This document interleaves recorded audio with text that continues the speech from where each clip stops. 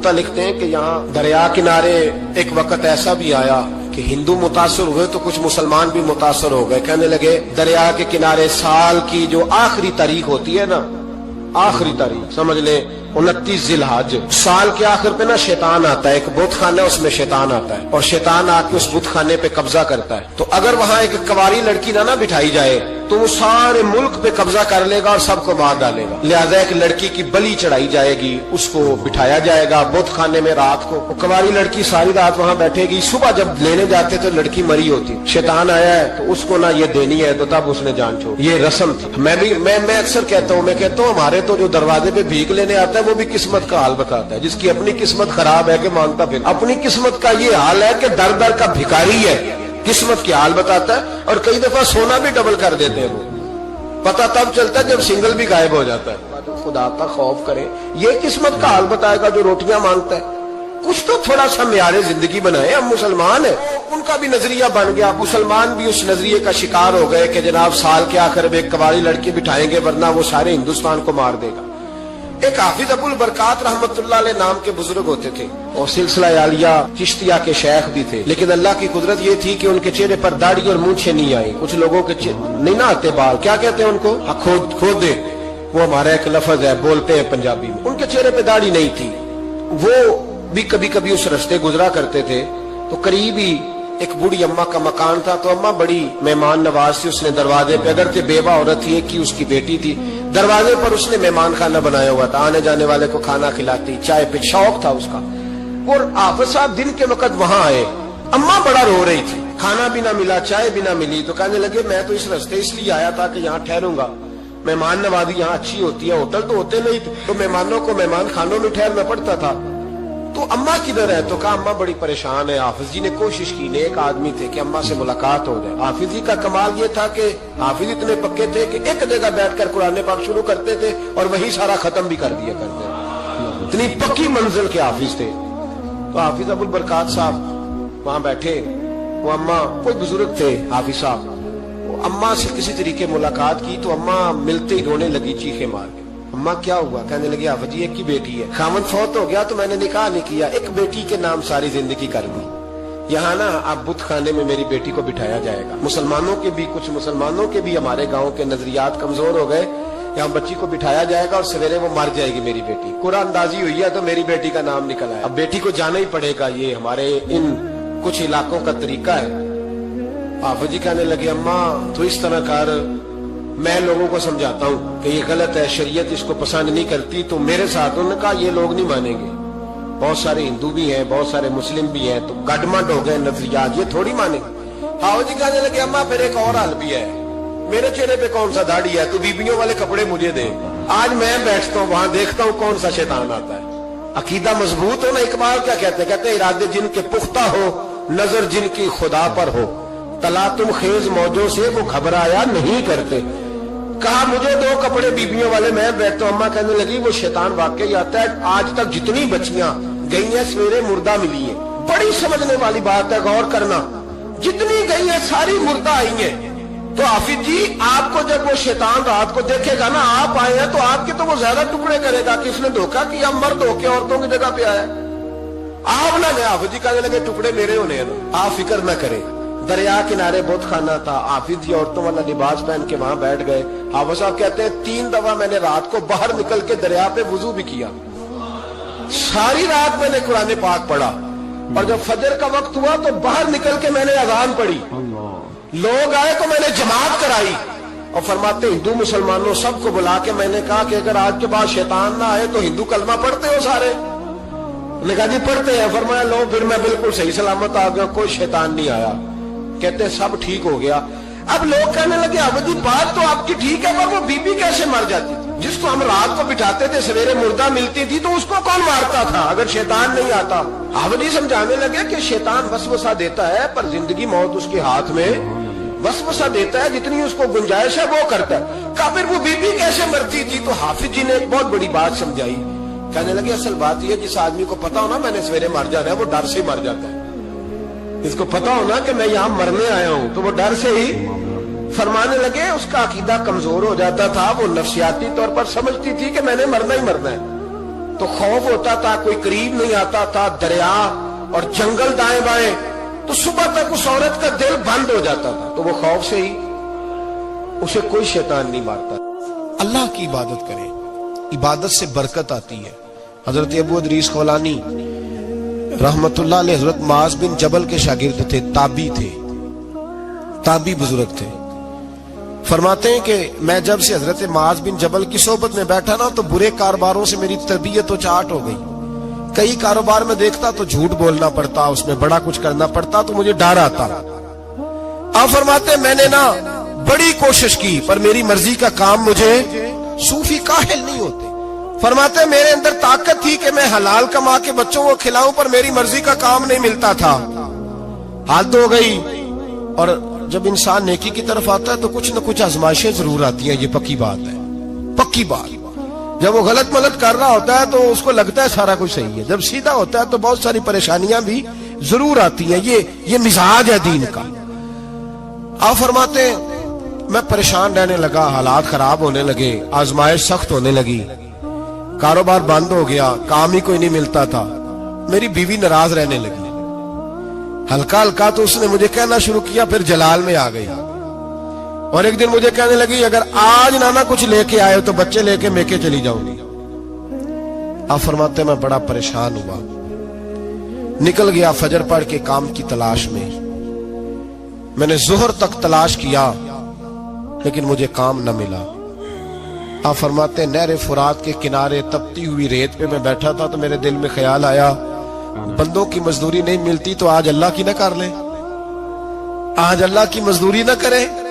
आप फरमाते मैंने गर्म रेत से तयम्मुम किया, वुजू किया वहीं फुरात, और गर्म रेत पे कपड़ा बिछाया तो नफल पढ़ने शुरू कर दी। जोर से असर तक नफल पढ़े, जोर से। चले मैं एक दुआ करता हूं, आप आमीन कहना। नहीं आएगा, अल्लाह करे कि हम मगरब के बाद वाले नफल ही पढ़ने शुरू कर दें। नबी करीम सैयद आलम सल्लल्लाहु ताला अलैहि वसल्लम के गुलामों का हाल देखे, इबादत का हाल देखे। फरमाते मैंने कहा अल्लाह की मजदूरी कर, जोर से असर तक नफल पड़े गरम रेत पे। और जब असर हुई ना तो मैंने अपने रुमाल में ना थोड़ी सी रेत बांध ली। घर की दीवारें छोटी छोटी थी। मैंने कहा बीवी ने देखा ना खाली हाथ आया है तो अंदर से शोर करेगी, हम साहिब भी सुनेंगे, तो चलो जब देखेगी ना रुमाल में कुछ है हौसला करेगी, जब अंदर जाऊंगा तो समझा लूंगा। आप मुस्कुरा रहे हैं ना हल्का हल्का, इसका मतलब है इन बातों में काफी सदाकत है। पुराने बुजुर्ग कर गए तो इसका मतलब ये है कि इनमें बहरहाल काफी हद तक सदाकत है, ये शोर होते रहते। कहते मैंने वो कहा कि चलो दूर से देखेगी तो घर जाके समझा लूंगा। आप फरमाते पहले मेरी बीवी दरवाजे पे बैठी रहती थी, बच्चे बैठे रहते थे, मुंतजिर होते थे कि कुछ लेके आए, घर में फाका होता। आज मैं गया तो शोर ही कोई नहीं, कोई शय नजर ना आई। वो रेत से भरा हुआ मेरा पल्लू मैंने दरवाजे के साथ रखा, अंदर चला गया। बीवी को आवाज दी कहां हो? कहने लगी मुंह हाथ धो लो, मैं रोटी लेके आई।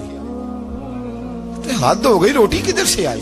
इस घर में तो फाके थे, खाना किधर से आया? कहते रोटी लाई, सलाद भी लाई, दूध भी लाई, उस जमाने में जो नेमतें थी फल भी लाई, सारा आ गया।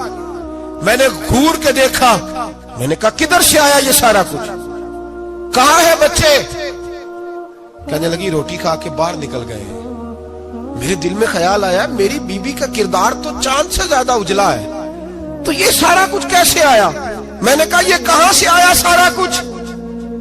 तो कहती है मेरी तरफ देख के कहने लगी पता नहीं आज किस करीम की मजदूरी करने चले गए थे, पता नहीं किस करीम की मजदूरी पे चले गए थे। जोर हुई है तो उसने अनाज की बोरियां भेजी है, चावल भेजे हैं, फल भेजे हैं, इतना कुछ भेजा है कि मेरे घर में रखने को जगह ही कोई नहीं। ये कहते कहते उठी और कहने लगी पहले ही बड़ा आया था, अब और क्या लाए हो? आप फरमाते मैं सख्ते में था, उसने जाके मेरा रुमाल जो खोला, मैं रेत लाया था, रब करीम ने हीरे बना दिए, वो हीरे बन गए। आप फरमाते कहने लगी किस करीम की मजदूरी पे गए थे? फरमाते मैं उठा और कच्ची जमीन पे सर सजदे में रखा। मैंने कहा मालिक मैं सारी जिंदगी दुनिया राजी करता रहा, लोगों के दरवाजों पे खड़ा रहा, ताल्लुकात बनाकर थोड़ी सी रोजी के लिए जद्दोजहद करता रहा, धुतकारा गया, सताया गया। मौला میں تو تیرے دروازے پہ آج آیا ہوں, پوری دیہڑی بھی نہیں لگائی, زور سے سر ڈیوٹی کی ہے, اللہ تیری تھوڑی مزدوری کا اتنا اجر ملتا ہے, خدایا تو اتنا نوازتا ہے. فرمایا اللہ میں محنت بھی کروں گا, کام بھی کروں گا, لیکن دنیا کی مزدوری تھوڑی کروں گا, مالک تیری عبادت زیادہ کروں گا. بھائی یاد رکھو, ہم ساری زندگی لوگ قبروں میں چلے گئے, مسجد نہیں آئے, قبروں میں الہاکم التکاثر حتی زرتم المقابر, قبر میں جانے کا ٹائم آیا, لوگوں کی نمازیں پڑھ دی گئیں, پر لوگوں نے نمازیں شروع نہیں کی, نمازیں پڑھ دی گئی. کہیں لے جاؤ, شادی کا موقع ہے تو وہ کراچی جانے کو تیار ہے, لیکن چند فرلانگ پہ مسجد ہے, مسجد جانے کو تیار ہے. اللہ کے ولی کی علامت ہے, وہ عبادت گزار ہوتا ہے. اور جو نہ نماز پڑھے نہ نماز پڑھائے, وہ زندیق تو ہو سکتا ہے, پیر ہو سکتا, میں ذمہ داری سے کہہ رہا ہوں, زندیق تو ہو سکتا ہے پر پیر ہو سکتا بالکل. وہ کہتا ہے میں تکبر کرنے والوں کو پسند نہیں کرتا, وہ کہتا ہے فسادی پسند نہیں ہے, وہ فرماتا ہے کہ راہوں میں کجی کرنے والے پسند نہیں ہیں, وہ فرماتا ہے کہ بدعہدیاں کرو گے تو میں صبح قیامت تم سے سوالات کروں گا. اللہ تبارک و تعالیٰ بہت ساری چیزوں کو ناپسند کرتا ہے, ناراض ہو جاتا ہے. بلکہ نبی پاک صلی اللہ تعالی علیہ وسلم نے فرمایا تم بات کرتے کرتے کوئی ایسا جملہ بول دیتے ہو کہ رب اتنا ناراض ہوتا ہے کہ تمہیں پتہ بھی نہیں ہوتا, تمہارے لیے جہنم کا فیصلہ کر دیتا ہے. اس لیے پہلے تولو پھر بولو, خود اپنے لفظوں کی تو تم پہرے داری کرو نا کہ میں کیا کہہ رہا ہوں. کوئی ایسا جملہ, کوئی ایسی بات وارث شاہ مان کری نہ وارثاں دا, کوئی ایسی بات نہ تمہاری زبان سے نکلے. اور حضور یہ بھی فرماتے ہیں کہ اس کا دوسرا پہلو بھی ہے, بعضوں کا تم بات کرتے ایسا جملہ کہتے ہو وہ اتنا راضی ہوتا ہے کہ تمہارے لیے جنت کا فیصلہ فرما دیتا. مسلمان کو اب یہ حکم ہے, اس ساری گفتگو کا نتیجہ یہ ہے کہ وہ اپنے جذبات پر, خیالات پر, نگاہوں پر, زبان پر, کانوں پر تھوڑی توجہ دے, بے لگام نہ بنے, بے ترتیب نہ بنے, جو طبیعت میں آئے کر نہ گزرے, تھوڑا سا نہ سوچے سمجھے اور تھوڑا سنبھل کے چلے. کبھی ان کاموں کی طرف نہ جائے جن سے رب ناراض ہو جاتا ہے, ان کاموں کی طرف بڑھے جن سے اللہ راضی ہوتا ہے. میرے نبی پاک صلی اللہ تعالی علیہ وآلہ وسلم نے ارشاد فرمایا, بعض احادیث میں لفظ یہ ہیں کہ اللہ اپنے بندوں کو دیکھ کے مسکراتا ہے جو اس کی شان کے لائق ہے. جس ترتیب سے ہم مسکراتے ہیں, جس ترتیب سے ہم روتے ہیں, جس ترتیب سے ہم کسی بات کا اظہار تشکر کرتے ہیں, خدا ان باتوں سے پاک ہے. اب بہت ساری حدیثوں میں آیا کہ وہ مسکراتا ہے, تو کیا مطلب ہے مسکرانے کا؟ تو علماء تفسیر نے لکھا ہے مسکرانے کا مطلب یہ ہے کہ وہ بڑا ہی راضی ہوتا ہے اپنے بندے سے, بڑا راضی ہوتا ہے, یہ مطلب. ایک تو مسکرانے کا مطلب یہ کہ وہ بڑا راضی ہو گیا, وہ مسکرا دیا اپنے بندے پہ. اور ایک اس کا معنی خود نبی پاک صلی اللہ تعالی علیہ وسلم نے بیان فرمایا. مسند امام احمد بن حنبل میں حدیث ہے, حضور سید عالم علیہ السلام سے صحابہ نے پوچھا یا رسول اللہ شہید تو بڑے لوگ ہوتے ہیں, شہیدوں میں افضل کون ہے؟ تو اللہ کے حبیب علیہ السلام فرمانے لگے وہ والا بندہ جو ڈٹ گیا تھا کافروں کے مقابلے میں, وہ ہلا نہیں, پوری طرح ڈٹ کے جو لڑا وہ شہداء میں افضل ہے. حضور فرماتے ہیں وہ جنت کے بالا خانوں میں سیر کرے گا اور رب اسے دیکھ کے مسکرائے گا, رب اسے دیکھ کے مسکرائے گا, اللہ تعالیٰ مسکراتا ہے اسے دیکھ کے. اور اگلے جملے میں حضور نے وضاحت کر دی, فرمایا جب رب دنیا میں کسی پر مسکراتا ہے نا تو اس کا معنی یہ ہے کہ قیامت میں پھر اللہ اسے حساب کوئی نہیں لے گا. جس پر اللہ دنیا میں مسکرا دیا اس سے کوئی حساب, تو وہ کام ڈھونڈنے چاہیے نا جس سے اللہ مسکرائے. ویسے کبھی ہم ایسا کرتے ہیں کہ نہیں کہ کسی کو راضی کیا جائے؟ یہ کام ہم کرتے ہیں کہ ہماری کمپنی کا جو سربراہ ہے وہ ہم سے راضی رہے, جس ادارے میں ہم پڑھاتے ہیں اس ادارے کا بڑا ہم سے راضی رہے. یہ کرتے ہیں ہم, اس کے لیے کچھ نہ کچھ ہیلے بہانے ہم کرتے ہیں. برادری, قبیلہ, علاقہ, بستی, لوگ کسی طریقے سے ہمارے ساتھ مطمئن رہیں, کرتے ہیں نا یہ سارے کام. اس میں تھوڑی مشکل بھی ہمیں آتی ہے لیکن کرتے ہیں. کیا کریں, گھر میں بھی کئی دفعہ ایسا ماحول بنانا پڑتا ہے. چلیں ایک اور میٹھی مثال دیتے ہیں, زیادہ سمجھ میں آئے گی. چھوٹا بچہ خوش رہے, آپ اس کے لیے محنت نہیں کرتے. وہ چھوٹا ہے, اس کو خوش کرنا فرض ہے ابا پہ, لیکن وہ کہتا ہے کہ میں نے موٹر سائیکل لینا ہے. چھوٹا ہے, چلا ہی نہیں پائے گا, تو ابا پھر اسے راضی کرتا ہے, کہتا ہے بیٹے چھوٹا سائیکل لے لے, چل میں تجھے اڑانے والا جہاز لے دیتا ہوں. مقصود کیا ہے کہ اس کو ناراض نہیں کرنا, یہ روئے نہ, اس کا دل نہ ٹوٹے. ہو یارو سنو نا میں کیا کہہ رہا ہوں. اگر چھوٹے بچے کے لیے وہ چیزیں ڈھونڈتے ہو, میرے ابا جی نا اپنے نواسے کے لیے کھلونا لے کے آئے, تو بچہ بڑا ہی کھیلا, تو ابا جی کہنے لگے لو پیسے پورے ہو گئے میرے. بچے کو پسند بڑا ہے نا, پیسے پورے کر چھڑے نے, دیکھو نا جی کتنا اس کو راضی ہوا ہے. تو انسان کیا کرتا ہے کہ کوشش کرتا ہے, چھوٹا بچہ بھی ناراض نہ ہو تو وہ چیزیں وہ ڈھونڈتا ہے کہ اس کو کیا پسند ہے, چاکلیٹ لے جاؤں, فلاں چیز لے جاؤں, آئس کریم لے جاؤں. تو ایک بچے کے لیے, گھر کے لیے, سربراہ کے لیے اتنی محنت کرتے ہو, تو وہ کام بھی ہمیں ڈھونڈ کے تلاش کرنے چاہیے نا, جس سے رب راضی ہوتا ہے, اللہ راضی ہوتا ہے. بتاؤں وہ کون کون سے کام ہیں؟ نبی کریم صلی اللہ تعالی علیہ وسلم نے ارشاد فرمایا 3 لوگ ہیں جنہیں دیکھ کے رب مسکراتا ہے. یا رسول اللہ صلی اللہ علیہ وسلم وہ کون کون سے؟ تو محبوب فرمانے لگے, ایک وہ بندہ ساری مخلوق سوئی ہے, آدھی رات ہے, رات کا پچھلا پہر ہے, اس نے اٹھ کے وضو کر لیا, مصلی پہ کھڑا ہو گیا خدا کی یاد میں. فرمایا اسے دیکھ کے رب مسکراتا ہے جو اس کی شان کے لائق ہے. مسکراتا ہے اللہ. یہ تو سونے کا ٹائم تھا, یہ تو گہری نیند آنے کا وقت تھا, رات کا پچھلا پہر. رات پوے تے بے درداں نو نیند پیاری آوے, تے درد منداں نو یاد سجن دی ستیاں وی آن جگاوے. اور ساون کی کالی راتوں میں جب بوندا باندی ہوتی ہے, وہ راتوں کو اٹھ اٹھ روتے ہیں جب خلقت ساری سوتی ہے. اللہ مسکراتا ہے. اور سننا میرے بھائی, میرے نبی پاک صلی اللہ تعالی علیہ وسلم فرماتے ہیں جب مسلمان نماز کے لیے صفیں بناتے ہیں نا, ترتیب لگ رہی ہوتی ہے, اب اللہ کی بارگاہ میں کھڑے ہوں گے, قیام کریں گے, رکوع کریں گے, سجود کریں گے. فرمایا جب مومن صفیں بناتے ہیں تو رب دیکھ کے مسکراتا ہے,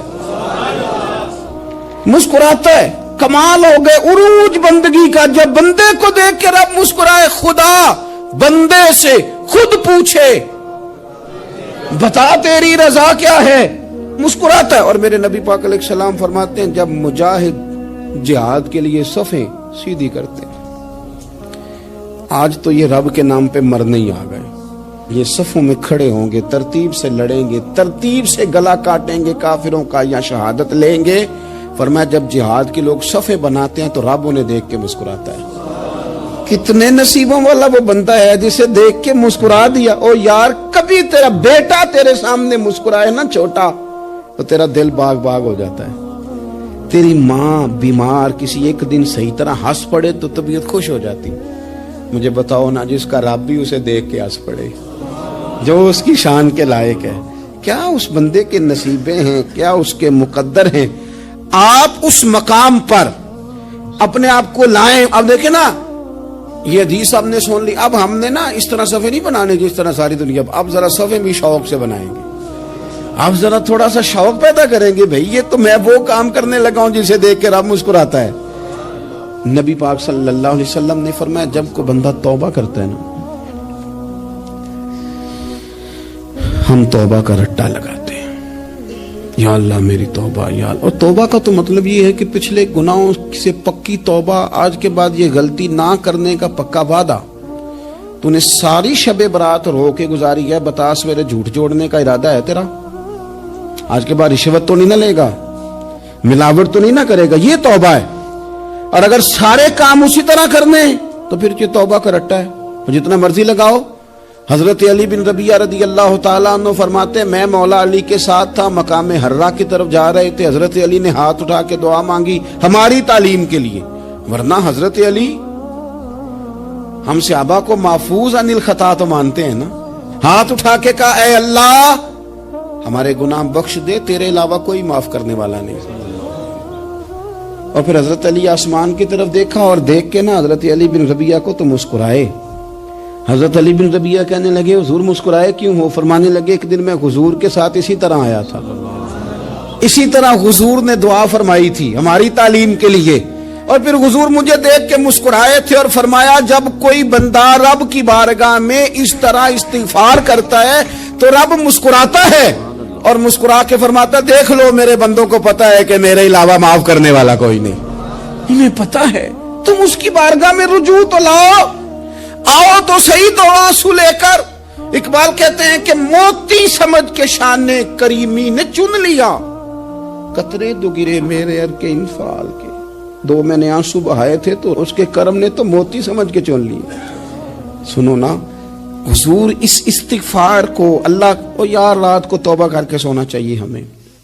کچھ غلطیاں ہم کرنا نہیں چاہتے پر ہم سے ہو جاتی ہیں، کچھ دل ہم توڑنا نہیں چاہتے پر وہ ٹوٹ جاتے ہیں، ہماری مجبوری ہوتی ہے ٹوٹ جاتے ہیں۔ رات کو اس کی بارگاہ میں ہاتھ باندھ کے کشکول طلب دراز کر کے خوب استغفار پڑھنا چاہیے کہ مالک بندے ہیں نا کیا کریں، نفس کا ساتھ ہے، دنیا کا ساتھ ہے، خواہشات نفسانیہ، مالک معاف کر دے، درد سے توبہ، رسم نہ ہو، کہانی نہ ہو، لفظ نہ ہو، جملے نہ ہو، اور جناب ایسے لوگوں کے بیچ بڑے ہاتھ باندھ کے اور بڑا کوئی ضرورت نہیں، آپ اکیلے اپنی چارپائی پہ بستر کے اندر منہ دے کے بھی درد سے کہیں گے نا معاف کر دے تو وہ تو مہربانی بڑا ہے۔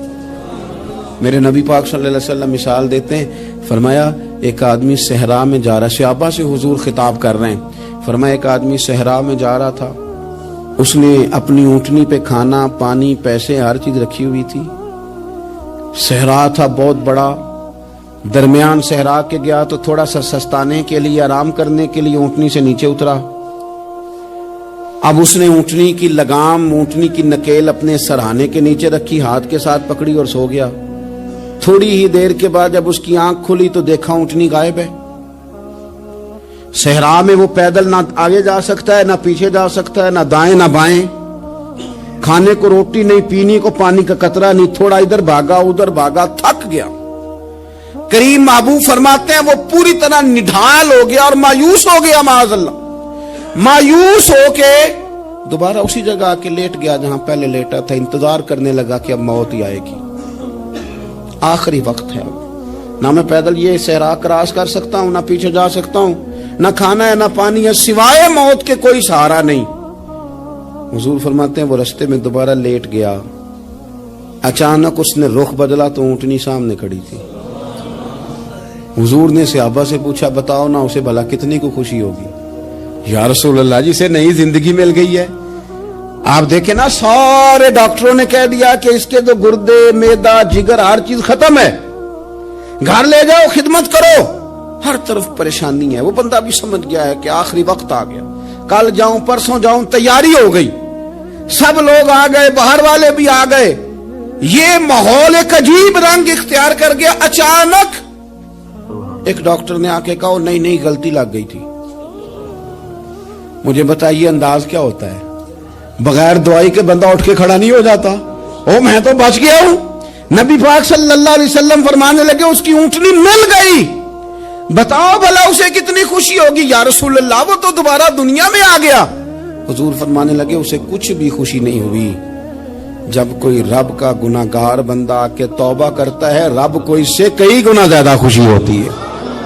میرا بندہ آ گیا ہے، میرا بندہ آ گیا ہے، میرے گھر آ گیا، اس نے آنسو بہائے ہیں، اس نے کہا اللہ میں تیرا ہی تیرا ہی رزق کھاتا ہوں، تیری ہی زمین پہ رہتا ہوں، تیرے نام سے میری سانسیں چلتی ہیں۔ وہ آ گیا، فرمایا اس اونٹنی والے سے زیادہ رب کو خوشی ہوتی ہے جب گناہگار آ کے توبہ کرتا۔ گناہگاروں کے آنسو اس کی بارگاہ میں بڑے مقبول ہیں، لیکن ہم رسم ادا کرتے ہیں، توبہ نہیں کرتے، ہم اپنے آپ کے ساتھ دھوکہ کرتے ہیں، جھوٹ بولتے ہیں۔ ہم بندہ کوئی ناراض ہو جائے تو ہمیں کو نہیں نیند آتی، اس کے گھر چلے جاتے ہیں۔ ہم اپنے سارے رشتوں کو تعلقات کو مینٹین کر کے رکھنے کے عادی ہیں، ہمیں پتہ ہے کہ وہاں میں نہیں جا سکا تو بیٹا بھیجتا ہوں، فلاں شادی پہ میں نہیں جا سکا تو بھتیجا بھیجتا ہوں، بھائی بھیجتا ہوں، ہر تعلق کا ہم نے خیال رکھا کوئی روٹھ نہ جائے۔ لیکن کمال ہے نا، یہ نہیں سوچا کہ اگر رب روٹھ گیا تو جب وہ روٹھ جائے نا تو سارے رشتے بھی بندے کے پاس موجود ہوں تو کوئی کارآمد نہیں ہوتا، پھر کروڑوں روپیہ جیب میں ہوں تو ڈاکٹروں کی دوائیاں اثر نہیں کرتی۔ وہ روٹھ جائے تو پھر انسان اس طرح سے پھسلتا ہے کہ بڑے بڑے اس کے پاس دروازے ہوتے ہیں پر کسی جگہ اس کا ہاتھ نہیں لگتا. خدا را خیال کریں, دنیا روٹتی ہے تو روٹ جائے, رب رسول ناراض نہ ہونے پائیں, اس کا خیال کریں. حضور فرماتے ہیں وہ مسکراتا ہے, اسے خوشی ہوتی ہے جب کوئی اس کا بندہ اس کی طرف رجوع کرتا ہے. میرے عزیزو, رسول پاک صلی اللہ تعالی علیہ وسلم نے ان لوگوں کے تذکرے کیے جنہیں دیکھ کے رب مسکراتا ہے. ہم نا گناہگاروں پر بھی فتویٰ دینے میں جلدی کرتے ہیں اور نیکی پر بشارت دینے میں بھی جلدی کرتے ہیں, حالانکہ یہ ہماری ذمہ داری نہیں. پتہ نہیں اللہ تعالیٰ کس کو کب توفیق توبہ دے کے اپنے قریب کر لے, لیکن بڑی جلدی ہے, بڑی جلدی فتویٰ دینے میں. اور یہ فتویٰ اب صرف مفتیوں کا نہیں رہ گیا, یہ میری طرح کے آپ کی طرح کے ڈھیروں لوگ ہیں جنہوں نے جیبوں میں فتوے ڈالے ہوئے. بھئی آپ نے کیوں ذمہ داری لے لی ہے جنت میں داخل کرنے کی اور نکالنے کی؟ یہ تو میرے رب کریم کا کرم ہے, وہ جس کو چاہے جب چاہے جتنا چاہے عطا کرے. لیکن کچھ لوگ نا بڑے پکے ہو گئے ہیں کہ شاید جو میں سوچ رہا ہوں وہی درست ہے. کبھی کبھی کچھ چیزیں عجیب بھی ہوتی ہیں, لہذا خدا کی رحمت پر بھروسہ کر کے بات کرنی چاہیے, اپنی مرضی کے فتوے نہیں داغنے چاہیے. وہ دیکھو جی فلانا بندہ یوں کر رہا ہے, آپ کو پتہ ہی نہیں پوری بات کا, آپ کو علم ہی نہیں پوری بات کا. حضرت بہاءاللہ نقشبند بخاری رحمت اللہ علیہ فرماتے ہیں میں حج کرنے گیا تو وہاں میں نے ایک آدمی کو کروڑوں کا کاروبار کرتے دیکھا تو میرے دل میں خیال ہے یہاں بھی اللہ اللہ کرنی چاہیے تھی, دنیا داری کر رہا ہے. لیکن فرماتے ہیں حج سے فارغ ہوئے تو میں نے دیکھا وہی بندہ سارا کچھ رب کی بارگاہ میں خیرات کر رہا ہے اور سینکڑوں غریب حاجی ہیں جن کو پورے پورے خرچے دے رہا ہے. تو میں نے وہیں اپنی سوچ سے توبہ کی کہ میں کہاں تھا. بڑی جلدی کھڑے نہ ہو جائیں. حضرت حسن بصری رحمت اللہ تعالی علیہ ارشاد فرماتے ہیں کہ میں دریا کے کنارے گیا تو وہاں میں نے ایک شخص کو دیکھا, وہ اپنی ایک خاتون کی گود میں سر رکھ کے بیٹھا اور قریب ایک بوتل بھی پڑی ہے. میرے دل میں معاذ اللہ خیال آیا کہ دیکھو کس انداز میں ایک عورت کے ساتھ یہ ہے اور پاس بوتل بھی پڑی ہے, جانے شراب ہے. کہتے میں سوچ ہی رہا تھا کہ اچانک کی کشتی آ رہی تھی دریا میں, وہ ہچکو لے کھائے, کشتی میں 4-5 لوگ تھے, وہ دریا میں ڈوبنے لگے. وہ آدمی تیزی سے اٹھا, دریا میں چھلانگ لگائی, پہلے ایک کو نکالا, پھر دوسرا نکالا, پھر تیسرا نکالا, ایک بندہ رہ گیا. کہنے لگا حضور مجھے تو آپ نے گناہگار سمجھا ہے, میں تو بڑے غلط انداز میں یہاں بیٹھا ہوں, آپ نے جو سوچا چلیں گے چوتھا بندہ آپ نکالنا ہے, کرے نا یہ کام, کرے نا یہ کام. بڑے بھولے بھالے بڑے اللہ والے, ریاض آپ کو بس ہم ہی جانتے ہیں, اتنی جلدی فتویٰ. حضرت حسن بصری فرماتے ہیں میں پشیمان ہوا, میں نے کہا مجھے تیرنا نہیں آتا, تو دیر نہ کر, چوتھا ڈوب نہ جائے. پھر اس نے چھلانگ لگائی, چوتھا بھی نکال لایا اور کہنے لگا حضرت آپ نے جلدی کی سوچنے میں, یہ بی بی میری ماں ہے اور یہ سرکے کی بوتل ہے. ہم ماں بیٹے کا یہ مشغلہ ہے کہ یہ وہ جگہ ہے جہاں آ کے لوگ مسافر اترتے ہیں اور یہاں سے کسی کا گھر 100 میل ہے, کسی کا 200 میل ہے.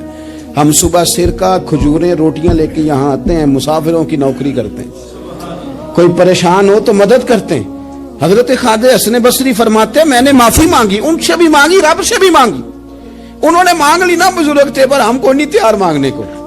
ہم ہر وقت بدگمانیاں, وہ فلانا فلانے جرم کرتا تھا, میں اسے اب کیسے نیک مان لوں. بھئی اب وہ نمازی ہے, خدا کے گھر آتا جاتا ہے, اب اللہ کی بارگاہ میں حاضر ہوتا ہے. جب رب نے معاف کر دیا تو بھی سوچ بدل جا.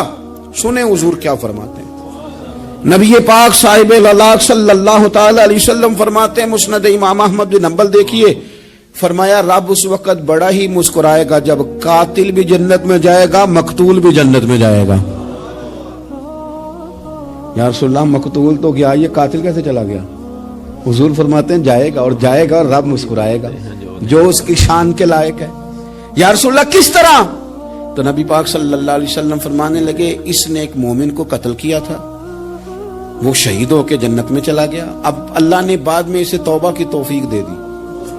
پہلے اس نے کلمہ پڑھا, پھر یہ میدان میں اترا, کافروں سے لڑا, یہ شہید ہوا, اور رب نے اسے بھی جنت دے دی. قاتل بھی جنت میں, مقتول بھی جنت میں. اور بات اتنی انوکھی ہے کہ رب دیکھ کے مسکرا رہا ہے جو اس کی شان کے لائق ہے. ہم جلدی میں ہیں, ہم انتظار نہیں کر رہے کہ شاید توبہ کر جائے, ہم انتظار نہیں کر رہے. لیکن میرے عزیز इतनी जल्दी ना करें। सोचों का साफ होना, जहनों का पाक होना और लोगों के बारे में गुमान का अच्छा होना। आप किसी नफ्सियात के डॉक्टर के पास चले जाएं, उसे कहें टेंशन बढ़ी है, मैं उनके मज़ामीन पढ़ता रहता हूं, वो सबसे पहला सबक आपको ये पढ़ाएंगे कि अच्छा सोचा करें। अच्छा सोचने से बंदा तंदुरुस्त रहता है। किससे बंदा तंदुरुस्त रहता है? हैं जी, वाकई। यानी इस वाले पड़ोसी के बारे में भी अच्छा सोचना है घर में, इस वाले के बारे में भी, छोटे भाई के बारे में भी अच्छा सोचना है और बड़े के बारे में भी अच्छा ही सोचना है। यानी अपनी बरादरी कबीले के बारे में भी अच्छा सोचें, जो कबीले का नहीं उसके बारे में भी चलें, थोड़ा सा अच्छा सोच लें। अपने बारे में तो अच्छा सोचा है बड़ा। मैं कहता हूं कि हम अपनी गलतियों समेत अपने आप से बड़ा प्यार करते हैं और दूसरे की एक गलती नजर आ जाए तो हमें घृणा आने लग जाती है। आप जल्दी न करें, मालिक ने मौका दिया है बंदों को, ना वो किसी का रिज्क छीन रहा है, ना सांसें छीन रहा है, वो अपनी जमीन पे चलने भी दे रहा है, रहने भी दे रहा है। तो जब उसने मौका दिया है आप भी थोड़ा मौका दें। अल्लाह बड़ा करीम है, दरवाजे खोलेगा, उसके बंदे उसकी बारगाह तक पहुंचेंगे। बदगुमानियां और फिर बदगुमानियों का उरूज और उस लेवल तक जाके बात कर देने का जहां से खौफ आए कि यार ये बात नहीं करनी चाहिए।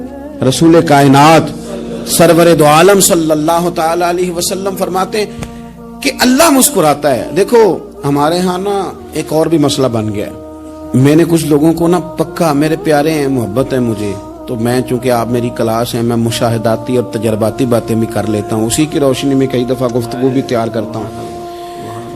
कुछ लोगों ने ना पक्का ज़हन बना लिया ये कहने का कि हाथ बड़ा तंग है। पक्का आप जिस वक्त पूछ लें उनका हाथ और बड़ा ही ज्यादा तंग है। आप यकीन करें, बहन का जो खामंद है वो कह रहा है जा हिस्सा लेके आ, तेरे भाइयों की कमाई तो नहीं, तेरे अब्बा की है, लेके आ। वो बेचारी उसकी मिन्नतें कर रही है, कहती है अगर जाऊंगी ना तो वो कहेंगे हिस्सा ले जा, आज के बाद हमारे घर ना आना, मेरा दरवाजा ना बंद करो, मेहरबानी करो।